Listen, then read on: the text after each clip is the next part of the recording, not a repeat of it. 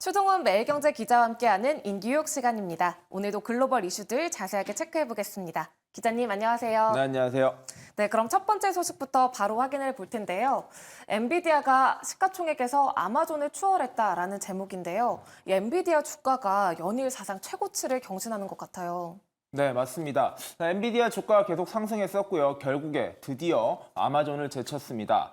사실 이 결과만 놓고 보면 엔비디아의 약진이 돋보이는데 어제 장이 너무 좋지 않았었습니다. 그로 인해서 아마존이 더 많이 빠지는 바람에 엔비디아가 그 위를 올라가는 약간은 좀 우스꽝스러운 모습이 연출되었다라고 보시면 될 것 같은데요. 엔비디아 잘 아시다시피 지난해부터의 질주가 굉장히 눈에 띄는 상황입니다. 주가가 연일 많이 올랐었고요. 연초부터도 계속 달리면서 이 엔비디아는 여러 종목 중에서 가장 주목해야 되는 주식이다라는 분석이 계속해서 나오고 있는 상황입니다. 자, 올해만 주가가 47%, 약 전체 몸값의 절반 가까이가 올해 1, 2월 사이에 올랐다라고 보시면 될 것 같은데요.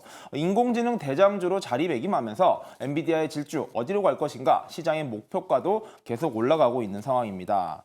첫 번째, 엔비디아가 아마존을 추월한 것은요, 12일 날 발생했었습니다. 10일 장중에 아마존보다 다소 높아졌던 주가가 형성됐었는데요. 하지만 종가 기준으로는 12일 날은 결국에 뛰어넘지 못하면서 아마존 발 밑에 턱 밑까지 추격하는 모습이었고요. 그리고 13일입니다. 금방 장 마감을 했는데요. 13일에는 둘 다 좋지 않았었습니다. 그런데 아마존 같은 경우는 2% 넘는 주가가 하락하면서 시가총액이 종가 기준 1조 7,510억 달러로 마감을 했고요. 엔비디아 같은 경우는 0.17% 하락했습니다.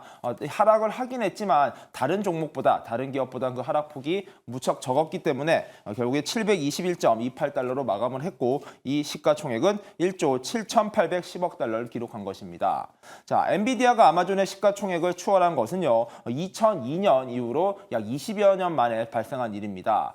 그만큼 작았던 두 기업의 몸값이 정말 많이 부풀어 오르기는 했었지만 아마존의 질주보다는 엔비디아가 굉장히 미약했었는데 최근 1년, 2년 사이에 큰 돌풍을 일으키면서 엔비디아가 결국에는 아마존의 시가총액을 추월했다라는 점은 굉장히 고무적인 성과로 평가되고 있습니다. 자, 이제 남은 기업이 한 3개 정도 있는 것 같습니다. 애플과 마이크로소프트 그리고 알파벳인데요. 세 기업 같은 경우에는 전 세계를 대표하는 글로벌 빅테크 기업이기도 하고요. 여전히 몸값이 많이 높긴 합니다. 하지만 엔비디아의 성장세, 그 추세를 봤을 때는 여전히 높은 성장세를 보이는 만큼 엔비디아가 향후 시가총액 2조 달러를 넘어 과연 이 빅테크 세 기업을 뛰어넘을 수도 있을지에 대한 것도 잘 살펴보시면 좋을 것 같습니다.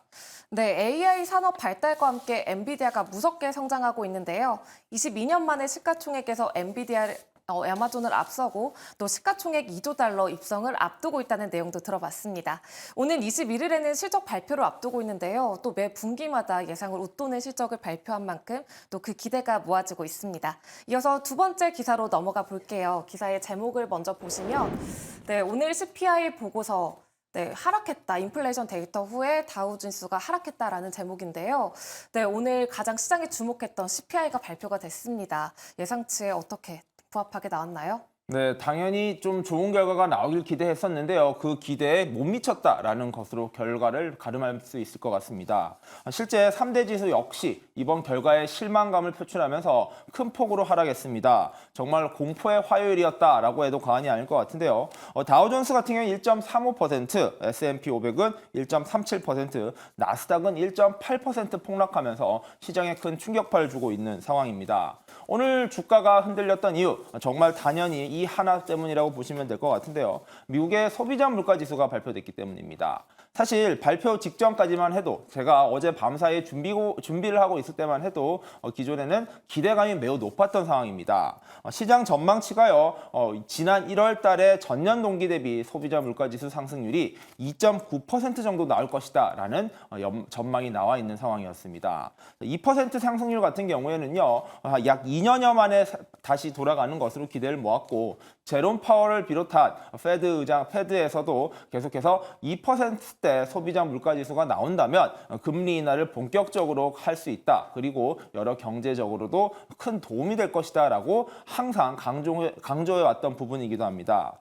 그만큼 이번에 발표되는 1월 달에 전년 동기 대비 소비자 물가지수 상승률이 잘만 나올 수 있다면 주가를 부양하는 데도 큰 효과를 발휘할 것이다. 도움이 될 것이다라고 분석이 있었었는데요.